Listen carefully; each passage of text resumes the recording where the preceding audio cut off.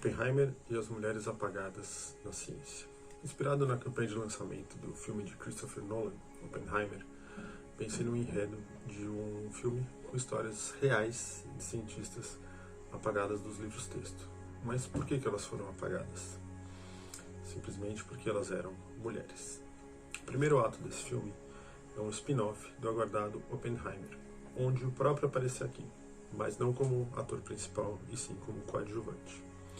Estamos em 1944, em plena Segunda Guerra Mundial. Albert Einstein e Lisa Meitner enviam uma carta para o então presidente dos Estados Unidos, alertando sobre o risco de desenvolvimento de uma bomba nuclear pela Alemanha nazista. O alerta serve de estopim para o lançamento do projeto norte-americano de desenvolvimento da sua própria bomba nuclear, a ser coordenado pelo condecorado cientista Oppenheimer. Certamente você já ouviu falar de Albert Einstein e de Oppenheimer, mas quem era Lisa Meitner? Aqui surge nossa primeira protagonista, uma grande cientista que fugiu do regime nazista e desenvolveu, com poucos recursos, o arcabouço teórico para explicar a energia gerada por sucessivas fissões nucleares, processo denominado reação em cadeia.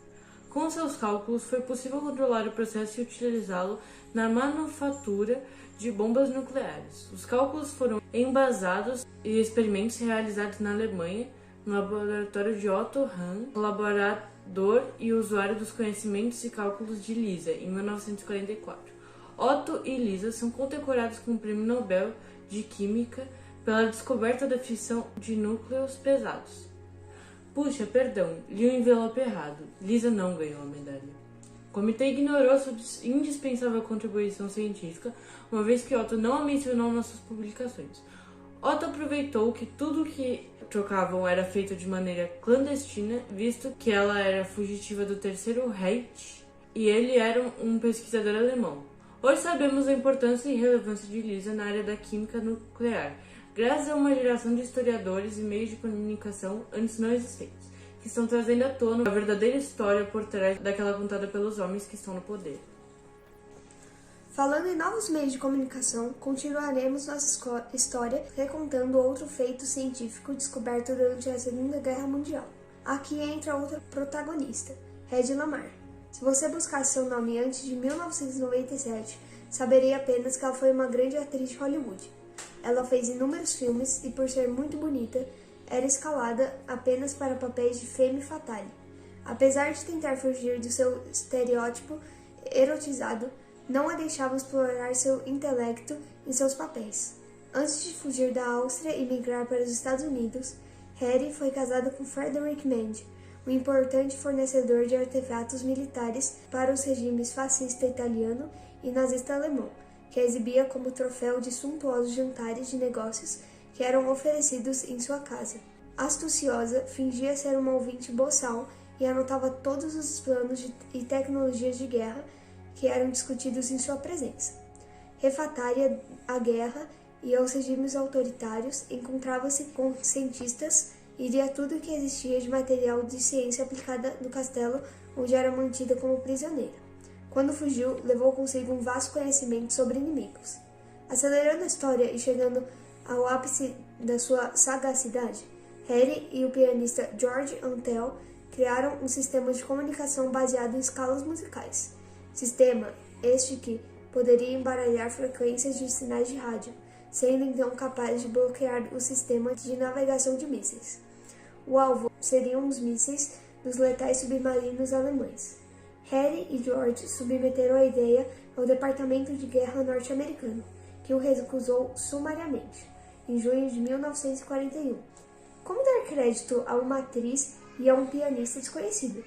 Hoje, o sistema é usado como base para modernas tecnologias de comunicação, do Wi-Fi à telefonia celular. Nenhum dos dois ganhou um centavo com a invenção, apesar de terem patenteado em 1942. Apenas em 1997, Hedy Lamarr recebeu a menção honrosa por abrir novos caminhos nas fronteiras da eletrônica. Guardem essa condecoração. No segundo ato, sairemos das frentes de batalha para dentro dos laboratórios de pesquisa. Não vamos chamar aqui Marie Curie, que por sinal é um ponto muito fora da reta da ciência. O trabalho de Marie Curie foi merecidamente reconhecido com 2 prêmios Nobel. Avançaremos para a década de 1950. Estamos em Londres, onde Rosalind Franklin se dedicava ao estudo de difração de raio-x, técnica imprescindível para a elucidação da estrutura tridimensional da dupla hélice do DNA. A interpretação dos dados cristalográficos do DNA feito por Rosalind foi apresentada sem o consentimento dela por seus colegas Maurice Wilkins e Max Perutz, para James Watson e Francis Crick. Sabe-se hoje que o irretocável trabalho experimental de Rosalind foi crucial para a elucidação da estrutura do DNA, e dessa forma, Rosalind, Watson e Crick ganharam o Prêmio Nobel de Medicina em 1962. Ops, peguei novamente o envelope errado. Rosalind não ganhou o prêmio, pois sua contribuição foi ignorada. Por sinal, o mesmo James Watson, que a marginalizou, negou veementemente sua contribuição e prejudicou a imagem dela como cientista, constante e sistematicamente vomitava frases sexistas, antissemitas e racistas. Mesmo assim, James ganhou inúmeros prêmios, financiamento, prestígio e lugar de destaque na ciência.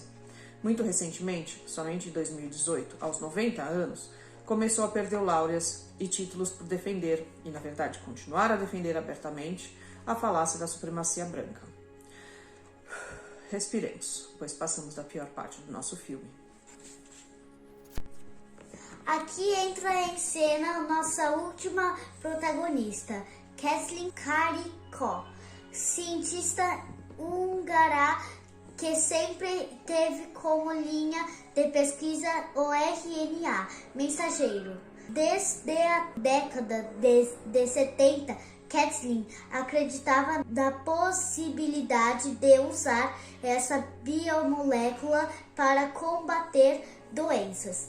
Após inúmeros infortúnios, muito mesmo, continuou acreditando que poderia entregar algo relevante para a humanidade. Hoje, vice-presidente do BioNTech, Kathleen ainda deve estar comemorando o sucesso de uma das vacinas usadas no combate ao vírus SARS-CoV-2, que usou como ativo o RNA mensageiro de vírus responsável pela pandemia.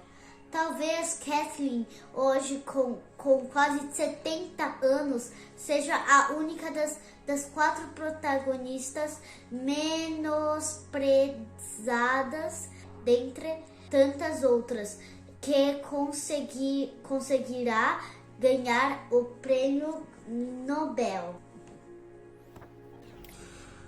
Peço licença para o intervalo desse recorte histórico para deixar aqui algumas provocações. Todas as 4 cientistas são vistas hoje como mãe do celular, mãe da vacina e muito além disso. Receberam menções honrosas, condecorações, medalhas e reconhecimento, porém póstumo ou na fase final de suas carreiras pelos seus feitos. E aí eu pergunto, de que adianta isso? E alguns podem responder, mesmo que tardiamente, elas entrarão para a história da ciência. Chega a decretar essa narrativa de que fama e holofotes são formas de recompensar uma falta de reconhecimento em tempo. Das 4 magníficas cientistas citadas aqui, para não dizer outras milhares que passaram e continuam passando por isso cotidianamente, foi ceifada a oportunidade de mostrar sua capacidade intelectual. Muitas vezes, elas não receberam e não recebem financiamento, cargos estáveis em universidades, nem a chance de coordenar grupos de pesquisa. Apenas trabalham nos bastidores da ciência e, com grande frequência, veem suas descobertas serem utilizadas por homens que estão no poder. Quantas meninas poderiam ter se inspirado nessas grandes e outras grandes mulheres? Quantas se sentiriam representadas e seguiriam para a carreira científica? Ao verem somente homens de jaleco como representantes e guardiões do conhecimento científico, muitas devem ter pensado e continuar pensando: ciência não é para mim, e migram para outras profissões. Mas que um homem branco, eu, professor universitário e representante máximo da elite brasileira, venho aqui falar de machismo estrutural. Deixo aqui uma constatação e com ela uma outra provocação. Eu sou o beneficiário desse sistema do machismo estrutural. Pois bem, muito antes de ser homem e beneficiário, eu sou filho de uma biomédica e uma médica que foram levadas a renunciar às suas posições profissionais. Em um contexto um pouquinho diferente das nossas protagonistas, porém estruturado no mesmo machismo, foi inoculado na mente das minhas matriarcas que foi opção delas recusar um cargo de chefia, que foi opção delas não viajar para congresso e debater suas ideias e descobertas com seus pares, que foi opção delas parar de trabalhar para cuidar da família. Elas foram obrigadas a acreditar que foi delas a escolha de algo que já estava definido. Dito isso, tenho clareza suficiente para entender que fui criado num ambiente no qual grande parte das figuras femininas do meu entorno me entregaram um cuidado carregado de esgotamento e de frustração. Diminuídas e não reconhecidas, o machismo estrutural não apenas moldou a sociedade em que eu cresci, ele destruiu muitos e muitos sonhos. Nós, homens, podemos fechar os olhos para essa situação e perpetuar esse ciclo nefasto, ou seguir pelo caminho que escolhi, estudar e lutar contra o machismo. Falar publicamente, se expor os horrores do machismo estrutural é uma das ferramentas de luta. Existem milhares de outras. Encontre a sua. Fechada essa caixa de provocações, apresento aqui o último ato do nosso filme. Vamos finalizar com pura ficção. Estamos em 1945 e Rosa Parks é a presidente dos Estados Unidos. Ela nomeia Lisa Meitner como comandante do projeto Manhattan. Passa um ano e a Segunda Guerra Mundial está quase acabando. E mesmo sob pressão, muita pressão, jamais passa pela cabeça das duas admitir o lançamento de bombas nucleares sobre seres humanos. Com isso, a minha, a sua, a história da humanidade tomam rumos completamente diferentes, sob o olhar e o governo de figuras femininas, lá no norte e aqui no sul. Para saber mais, procure as referências no nosso texto, nas nossas páginas e nas nossas redes sociais e entenda um pouquinho mais sobre o papel relevante das nossas grandes 4 protagonistas. Obrigado.